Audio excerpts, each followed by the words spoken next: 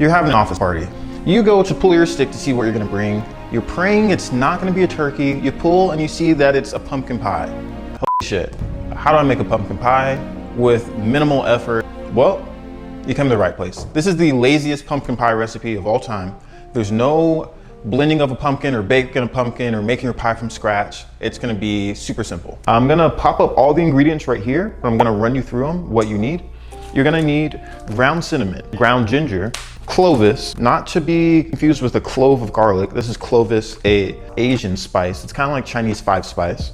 It's what really gives pumpkin that pumpkin-y, spicy taste. And then we're gonna need 2 eggs. Your eggs don't need to be interracial, but this is all I had left in the refrigerator.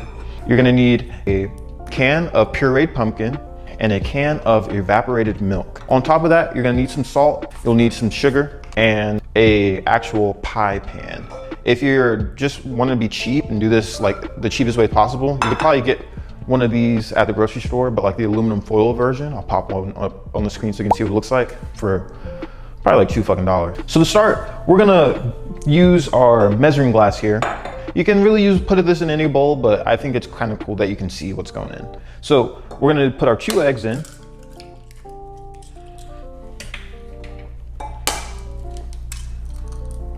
Also, quick fact, in case you didn't know, if you ever break a piece of the shell inside of your egg concoction, you can use the shell, and the shell that you broke into it will stick to this, so you can kind of scoop it out with that. Much more efficient than using a fork.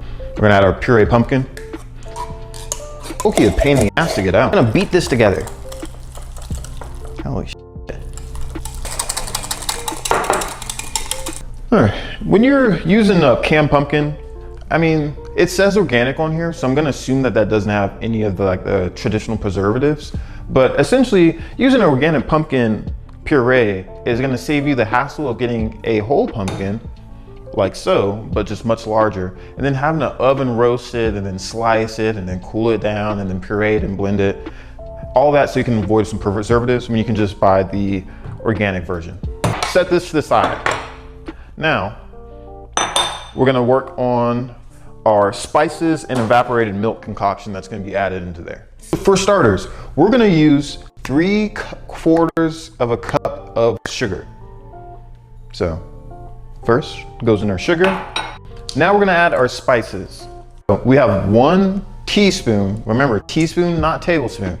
When it comes to baking, this shit really is like rocket science. If you add a little bit too much of one thing or not enough of something else, you're gonna have like Hiroshima 2.0 in your kitchen. So that might have been kind of insensitive.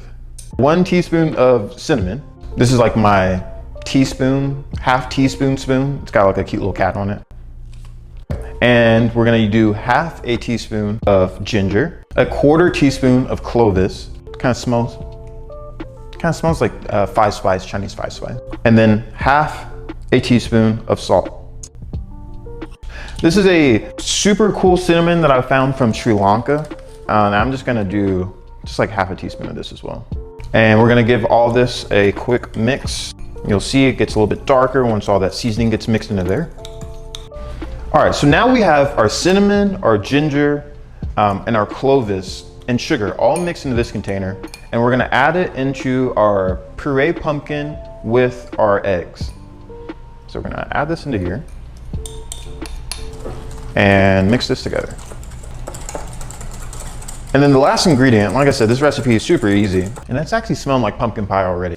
We're gonna add our evaporated milk. It's just 1 can. And if you have a big mixing machine, you're supposed to add this while you're mixing, but like I said, I'm broke, so I'm just gonna one-hand this.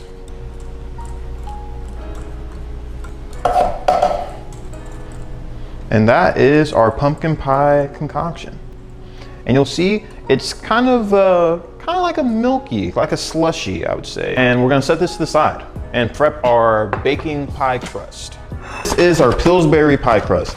Like I said earlier, did a lot of research, lots of Reddit forums, a lot of cooking forums. This is the best pie crust for just trying to recreate what tastes like a freshly handmade pie crust.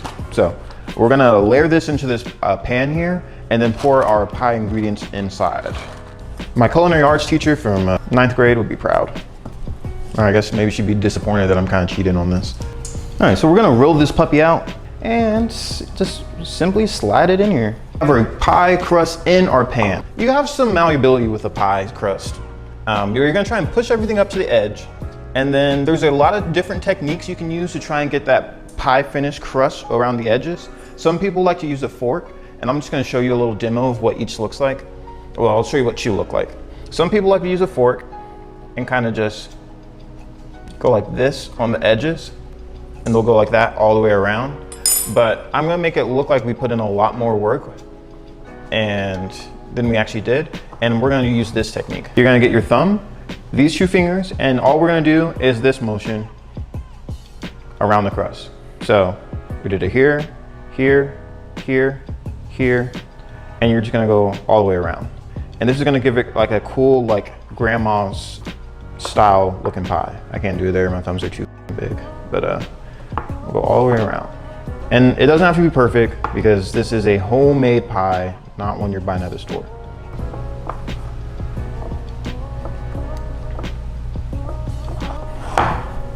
Voila. And this is all the way around, perfect looking little crust.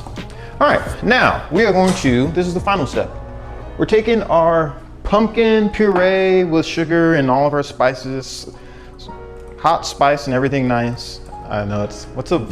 And our pumpkin puree, and we're just gonna pour this into our pumpkin pie shell. We'll give it one last whisk, make sure all that sugar is mixed together, and let's pour that in there.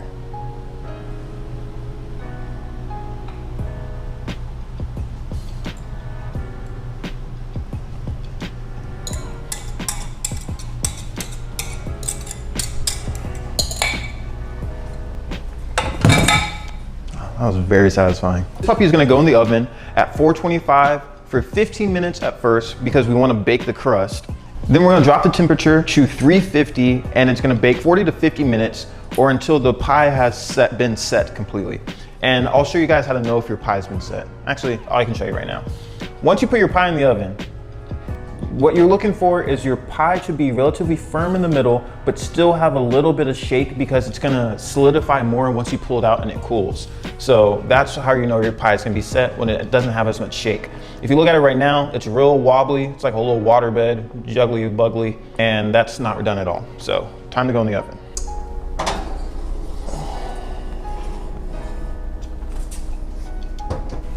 All right, and we'll be back in 15 minutes to see how it looks. Timer is done for the 15 minutes to bake the pie crust. So we're gonna pop in, check on it. You can see the crust is looking nice and basically almost done now. So we're gonna go ahead and drop our baking temperature to 350. And you can just leave your pie in for this process. And we're gonna bake for an additional 40 minutes. See you in 40 minutes. All right, now we're gonna take our pie out of the oven. It just finished cooking for the last 40 minutes at 350 degrees. And I'm gonna show you guys what it looks like when your pie is set correctly. So come on it. If it's not set correctly, we'll know, we'll pull it out. When your pie is set correctly, you will have minimal movement here. So you see how it has a little bit of jiggle? And if compared to earlier when we were shaking it, it was swashing all over the place. It was like you were like running, but you just drank like 2 gallons of water or some shit, and you feel like waterlog is waddling. What the fuck am I? But now it's set. It's a little bit firmer. We're gonna let this set now for about 10 to 15 minutes. And then we'll slice it up and show you guys the finished result.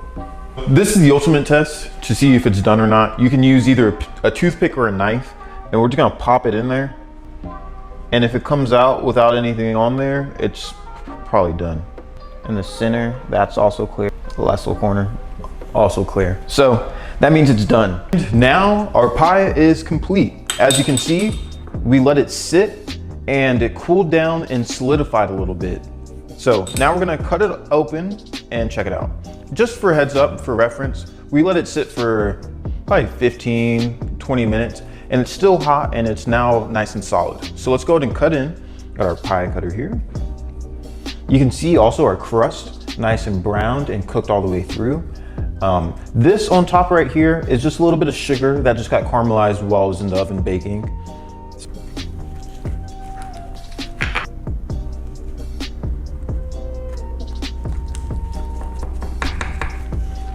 Also, each pie, we're probably gonna get around, 8 or so slices depending on how generous you are with each slice. And this thing is still super hot. That's why it might be falling apart just a tad, but there you go.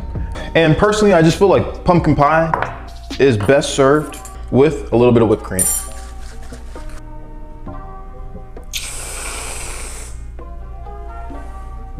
Now for our taste test.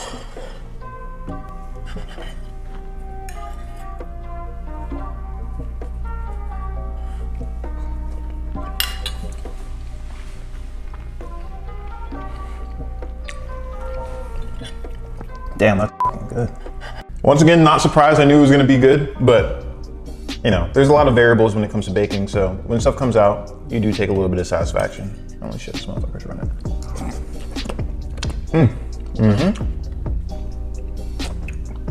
Crust looks really good here on the bottom. If I was to do anything, the edge on the crust tastes delicious. If I was to do anything, I might bake it at 425 for maybe an extra 1 or 2 minutes, just so we can make sure the bottom on the crust is a little bit more done. But if you like it like this, it's not undercooked by any means or soft or anything, but it would just be a little bit crispier. But this is an easy pumpkin pie recipe. This really took, if you take out the baking process, the prep took maybe 10 minutes. And this is fucking delicious. So yeah, I hope you guys like this video, and that's it. Peace.